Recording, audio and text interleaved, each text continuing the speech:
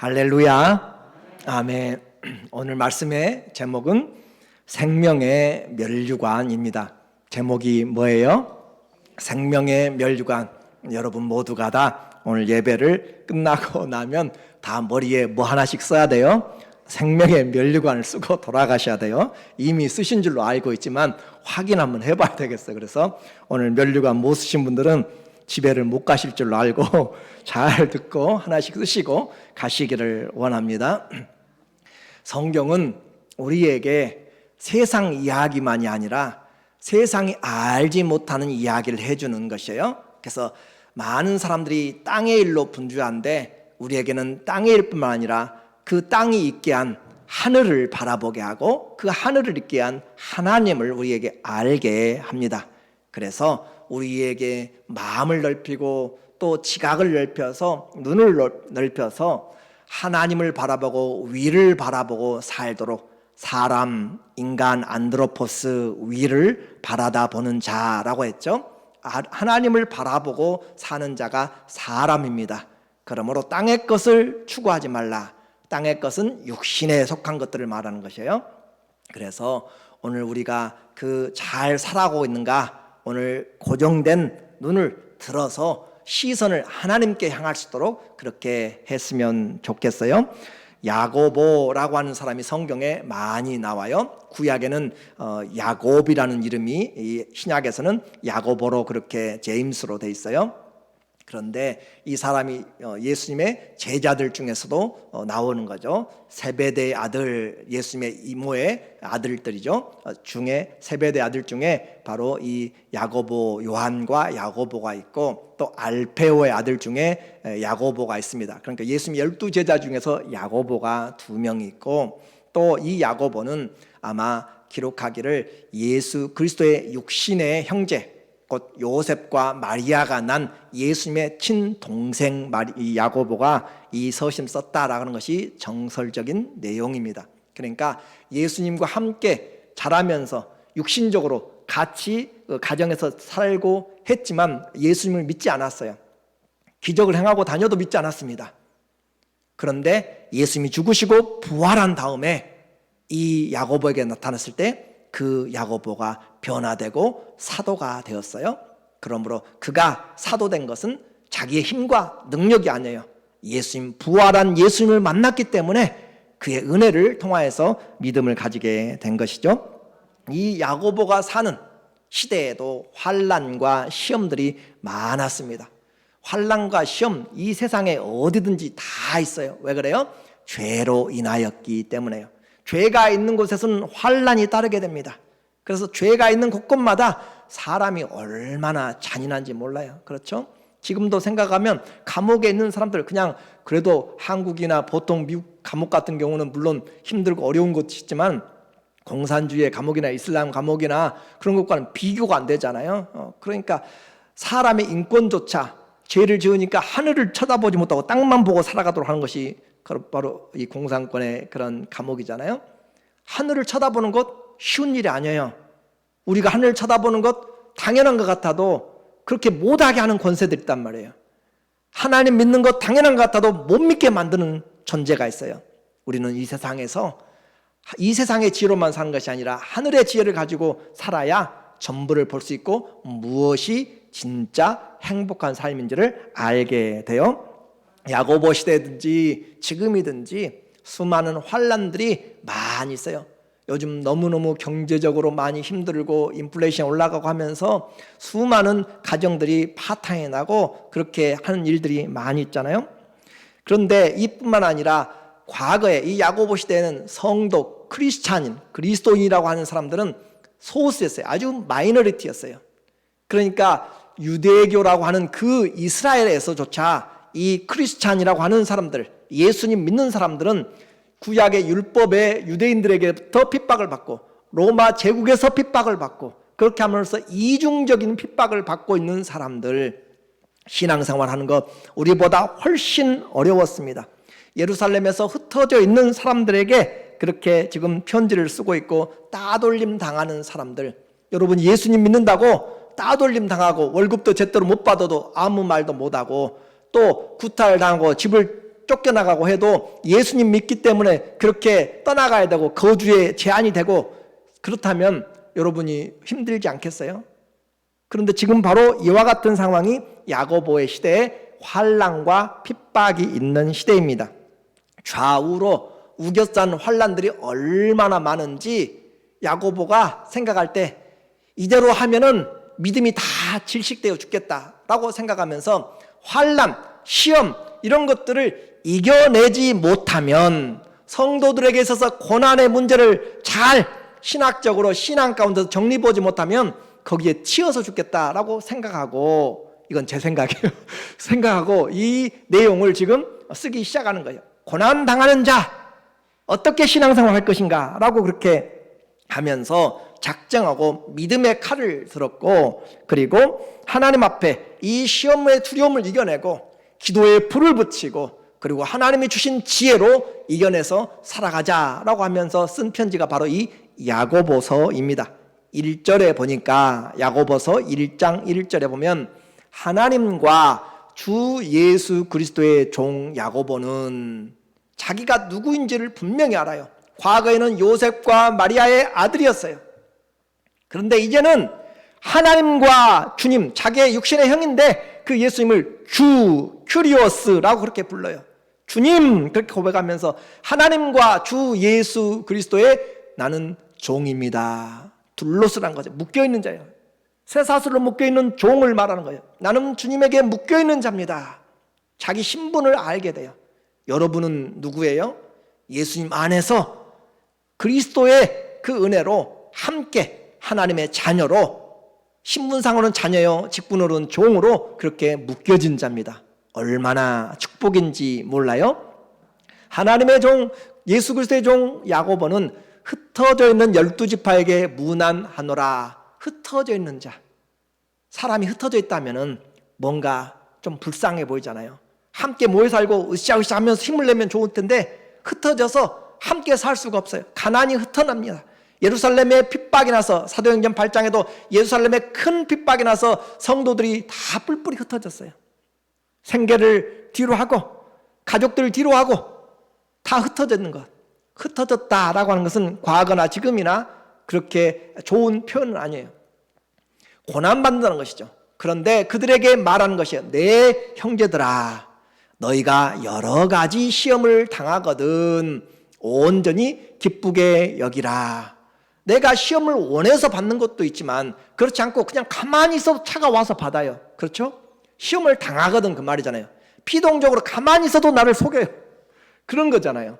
그래서 여러 가지 시험을 당하거든 우리에게 어떻게 해요? 기분 나빠서 그냥 아주 이는 이로 악은 악으로 갚으라는 그런 내용이 아니라 온전히 완전히 기쁘게 여기라 라고 이야기해요.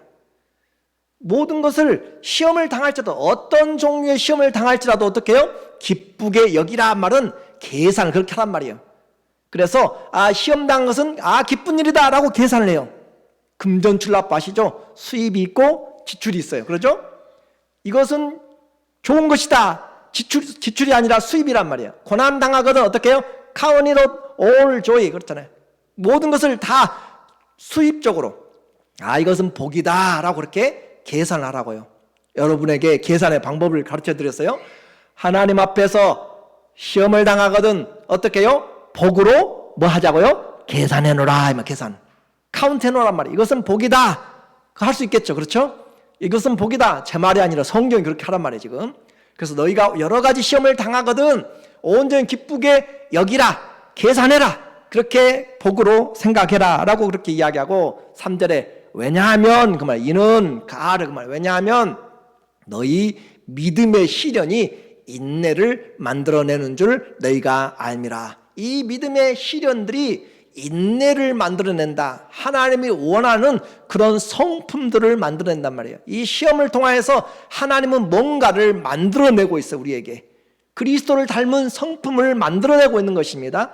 하나님의 일을 지금 만들어내고 있는 것이에요.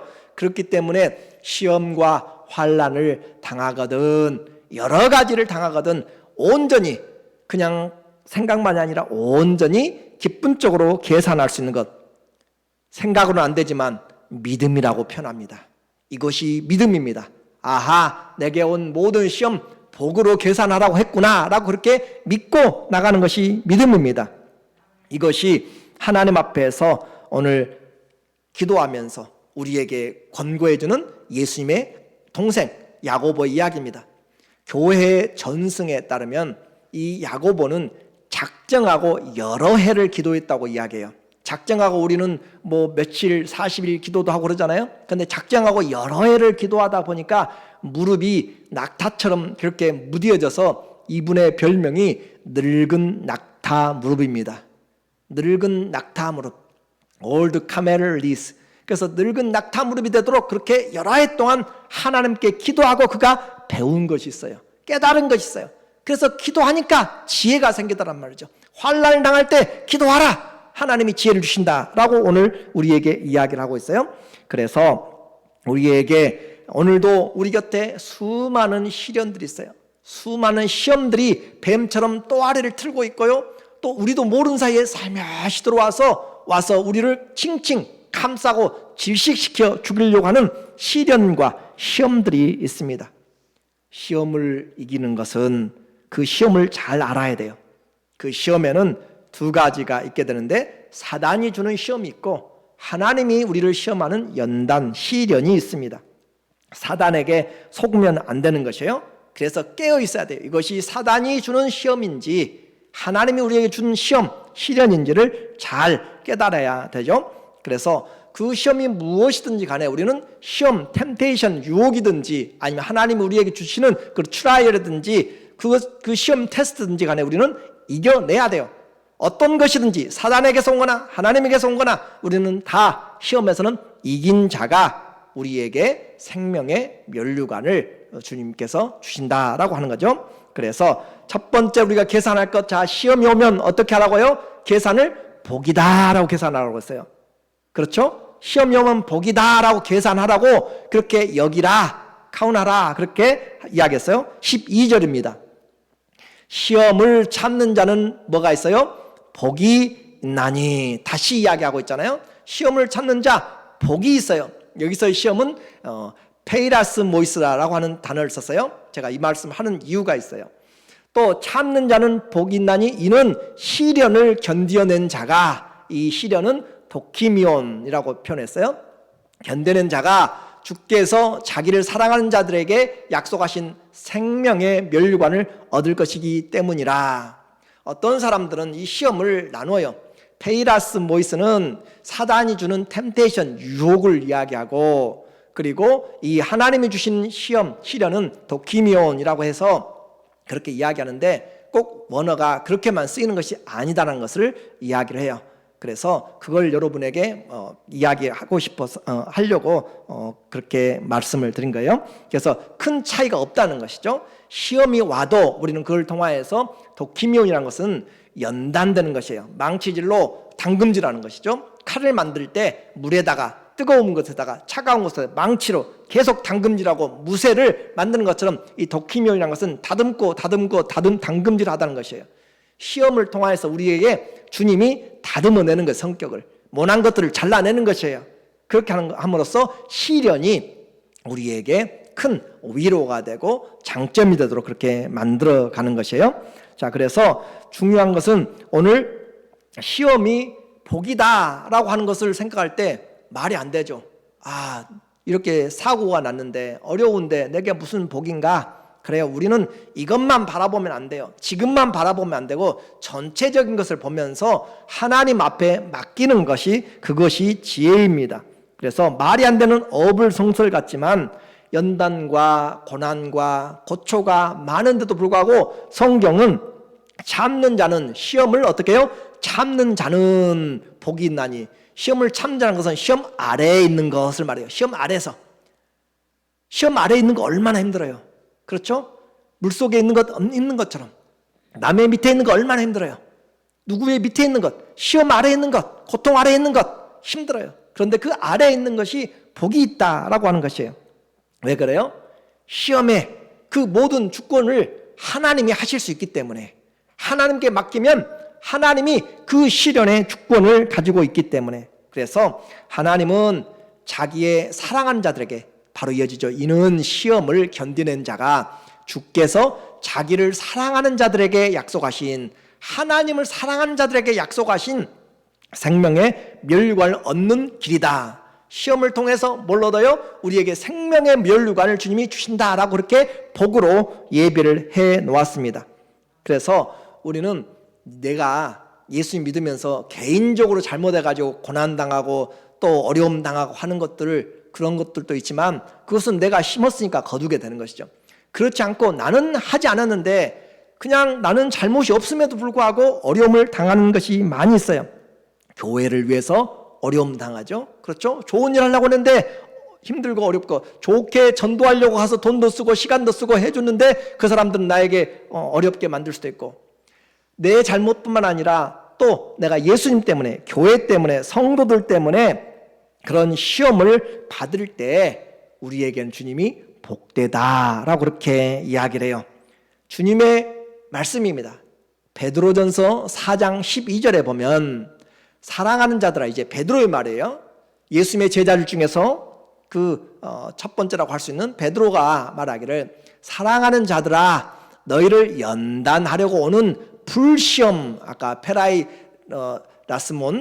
라모이라고 했죠. 같은 내용이에요. 그래서 그 시험하려고 오는 불시험, 연단이든지 또 우리의 템테이션, 유혹이든지 너희를 연단하려고 오는 불시험을 이상한 일을 당하는 것 같이 여기지 말고, 오히려 어떻게 해요? 어떻게 계산하라고요? 그렇게 계산하지 말고, 지출로 손해라고 계산하지 말고 어떻게 해요? 오히려 너희가 그리스도의 고난에 참여하는 것으로 즐거워하라. 그리스도의 고난에 참여할 수 있는 자격이고 참여의 기회를 주신 거예요. 이는 그의 영광을 나타내실 때 너희로 즐거워하고 기뻐하게 하려 함이라. 너희로 이것을 기뻐하고 즐거워하게, 결국 내게 지금 힘들고 어려웠는데 나중에 보니까 얼마나 기쁨이 되고 얼마나 즐거움이 됐는지, 이것이 주님의 약속이었다라고 말씀하고 있는 것이죠. 자, 이제 페이라스몬이든지 도키미온이든지 시험이라고 하는 것은 주체가 누구냐에 따라서 달라져요. 주님이 우리를 시험하면 연단이 되는 것이고, 사단이 시험하면 어떻게 해요? 미혹이 되는 것이에요. 그래서 시험하는 주체에 따라 달라지는 것이지 단어 자체로 구분하지 말라라고 하는 것을 제가 말씀을 드렸고, 시험의 주권자가 누구인가? 사단에게서 시작되면 유혹이 되는 것이고, 하나님이 우리를 시험하면 어떻게 해요? 우리에게 연단이 되는 것이에요. 시련이 되는 것이에요. 조개 속에 모래가 들어가면은 그것을 인하여서 진주가 만들어지는 것을 우리는 알게 돼요. 시련을 통하여서 아름다운 진주가 만들어지게 되죠. 우리에게는 주님이 어떤 시련이든지 여러 가지 시험을 만나거든 딛고 일어서라 라고 이야기해요. 넘어지지 말라. 시련에 넘어지지 말라. 시련을 타고 넘으라 라고 이야기해요. 파도를 타고 넘으라 라고 이야기를 해요. Stand in faith. 믿음에 서라 라고 이야기해요. 주님 앞에서 믿음에 서는 것, 그것이 우리에게 시험을 통하여서 해야 될 일입니다. 어떠세요? 여러분은 시험이 오면 그냥 미리 겁먹고 소문만 듣고도 그냥 미리 쓰러지는 것인지, 아니면 시험이 와도 하나님 앞에 최선을 다해서 나는 믿음의 길을 가리라 라고, 환난아 시험아 내게 오라 하면서 담대하게 나가는지 우리는 한번 생각해 봐야 돼요. 환난은 우리에게 넘어지도록 만드는 것이 아니라 굳게 서도록 만드는 것이에요. 그것이 믿음입니다. 그래서 환난이 와보면 이 나무가 뿌리가 깊은지 안 깊은지 알아요. 그렇죠? 가지가 든든한지 안 든든한지 알아요. 환난이 와보면 이 사람의 믿음이 가짜인지 진짜인지 알아요. 환난이 와보면 이 믿음이 불같은 시련을 견뎌내는 참 순전한 믿음인지, 아니면 그냥 나이롱 그냥 가짜 싸구려 믿음인지 구별이 분명히 돼요. 무엇 때문에요? 환난과 시련 때문에. 알곡인지 쭉정인지 분명히 나눠지게 되는 것이 환난을 통하여서. 그러니까 환난은 우리에게 하나님의 상을, 즐거움을 분명하게 확인시켜주고, 잘하고 있어, 그래 이것이 진짜야 라고 가르쳐주는 것이에요. 이제 사도 요한이 쓴 요한계시록 2장 10절에 보니까 사도 요한이 말해요. 서문학교에 너는 장차 받을 고난을 두려워하지 말라. 고난 힘들어요. 어려워요. 그런데 고난이나 시험은 두려워할 것이 아니라고 성경은 말해요. 마음은 원치 않아요. 그럼에도 불구하고 우리는 이런 믿음을 가져야 돼요. 고난이 우리를 넘어뜨리지 못해요. 시련이 넘어뜨리지 못해요. 의인은 7번 넘어져도 다시 일어난다고 했어요. 그러므로 고난이 와서 우리가 잠시 피하고 넘어지고 또 힘들 수도 있지만 다시 일어나는 것이 믿음입니다. 의인은 믿음으로 말미암아 살리라. 나의 의인은 뒤로 물러가면 내가 기뻐하지 아니하리라. 환난 없는 사람 여기도 없어요. 들어보면 다 힘들어요. 저도 아까 찬양하는데 찬송가를 250장을 350장으로 읽었어요. 눈이 잘 안 보여요. 이제 그렇게 돼가요. 그래서 우리에게 다가오는 환난들이 있어요. 하나님 앞에 우리에게 다가오는 환난들이 있는데 그 환난을 통해서 내 믿음을 넘어뜨리지 못해요. 환난보다 주님이 커요. 고난보다 주님이 커요. 내 슬픔보다 주님이 주실 영광이 커요. 그렇기 때문에 우리는 믿음을 가지고 가는 것이에요. 고난을 두려워하지 말라. 볼지어다 마귀가 장차 너희 가운데서 몇 사람을 옥에 던져 시험을 받게 하리니. 여기서도 페라이라스몬이에요. 우리에게 다가오는 시험, 템테이션도 돼요. 시련으로도 그렇게 번역하기도 해요. 그런데 어떤 시험이든지 시험을 받게 하리니 너희가 10일 동안 환난을 받으리라. 그러나 그 말이죠. 네가 죽도록 충성하라. 그 말은 죽을 때까지 충성하라 그 말이에요. 죽을 때까지 예수님을 바라보라. 그리하면 내가 생명의 관, 옛 성경에는 개역 한글에는 생명의 면류관이라 똑같은 말이에요. 스테파논 이 면류관을 이야기해요.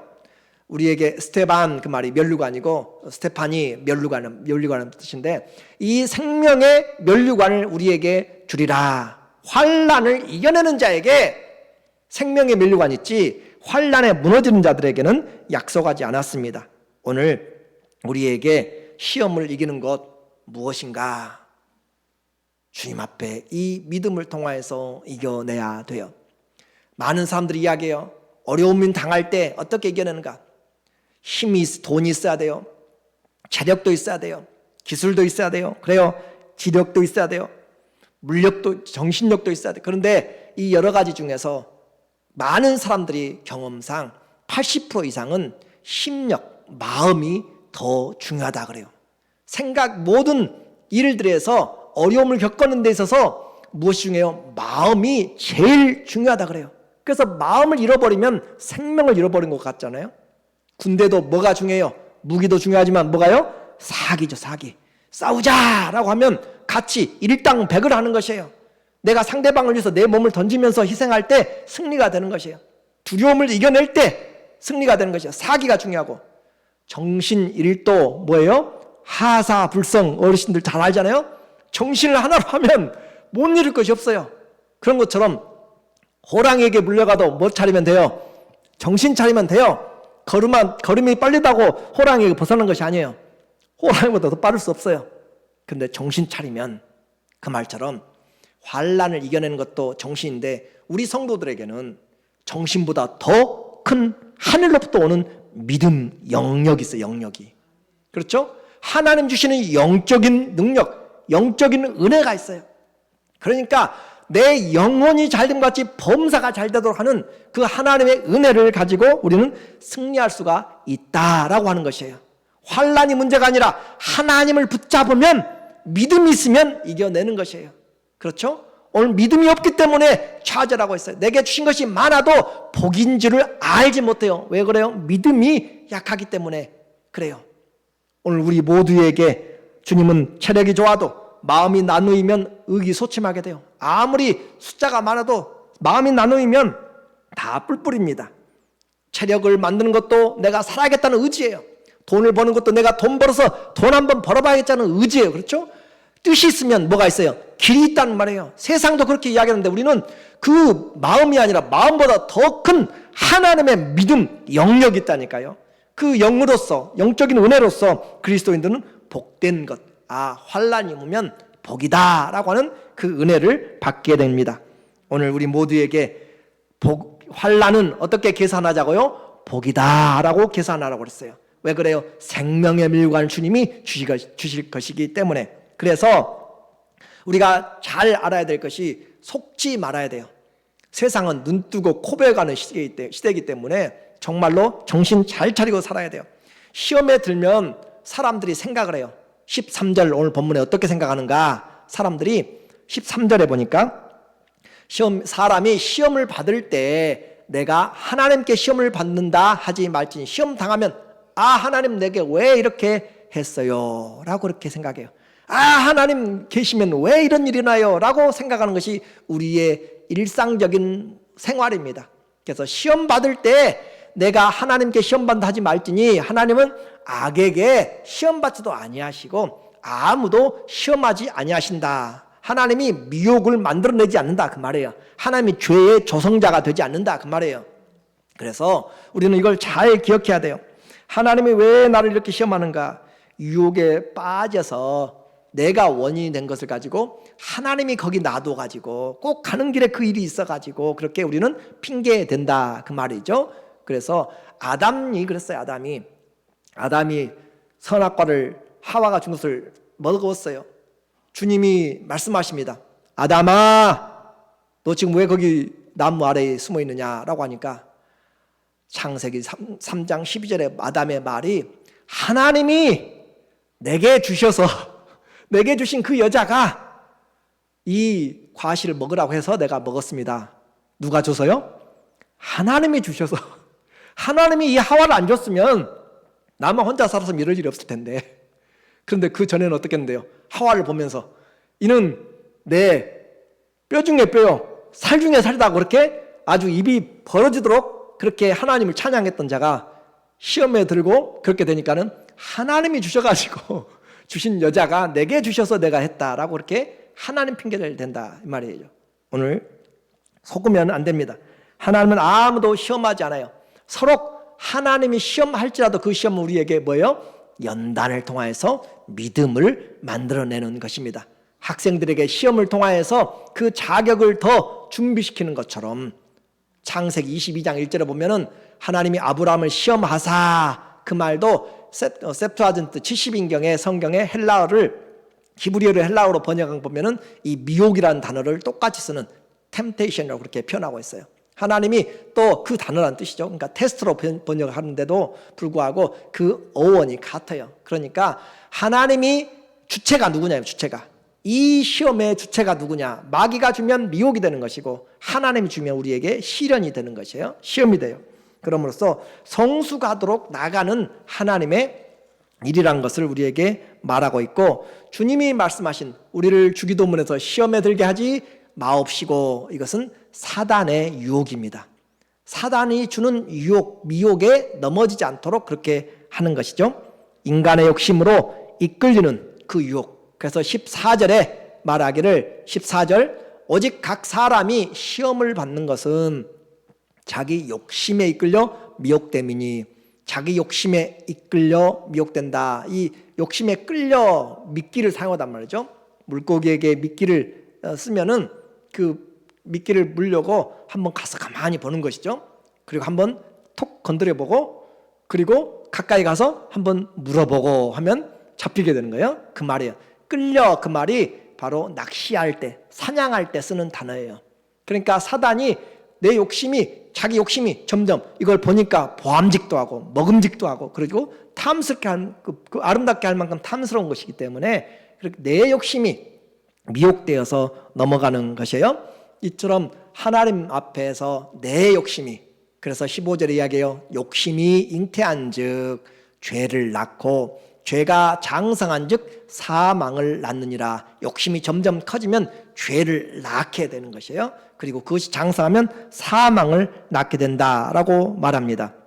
오늘 우리에게 이끌려가는 것, 그 모든 것들을 우리는 잘 기억해야 돼요. 내가 성숙하다고 시험이 없다라고 생각하면 안 돼요.